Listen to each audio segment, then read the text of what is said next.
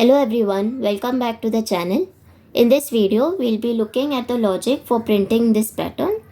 So the code that is written here is using the Java syntax, but if you can apply the same logic to any other programming language of your choice. If you need any help with that, you can always reach out to us. So let's start. As we have seen in the previous pattern programming, before we start printing any pattern, before writing the logic for it, it's important for us to understand the row and column structure of this. Okay, so let's start numbering the rows. So this is the first row, this is the second row, this is the third row, and this is the fourth row. Same way, this is the first column, second column, and third column. So if we see, on the first row, we have 3 stars. On the second row, we have 3 stars. On the third row, we have 3, and on the fourth, we have 3. Okay, so the same thing we have to write in the form of code. The outer for loop indicates the row. So I is actually the row number. Since we have 4 rows, we are traversing from I equal to 1 to 4. And note this equal to sign. If you don't do it, you'll lose 1 row here.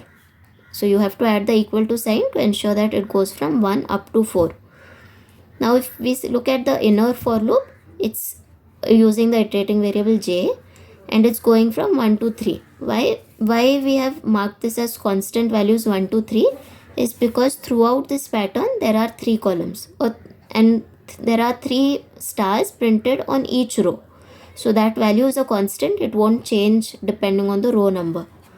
So that's the reason we want 3 stars on each row. So we are iterating from 1, j lesser than equal to 3 and incrementing j, and we are printing system.out.print and star/t, and so this will print a star and some space, a tab space, and once this is done, this is missed, you also have to add a system.out.println.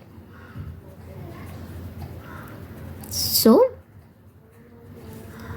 once we are done printing the star on each row with spaces, it will move to the next row. Again on the next row, I will become 2.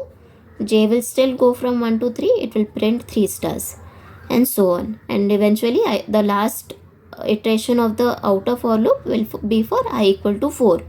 When I is equal to 4, it will come inside. It will traverse J from 1 to 3, print 3 stars and then come out of the loop. So this is a very easy pattern. And if you have any doubt with any other pattern programming or any other computer science topic or ENTC topic, do reach out to us. We'll be happy to help you. And if you like this video, do like it, share it with your friends and relatives, and also subscribe to the channel. Thank you for watching.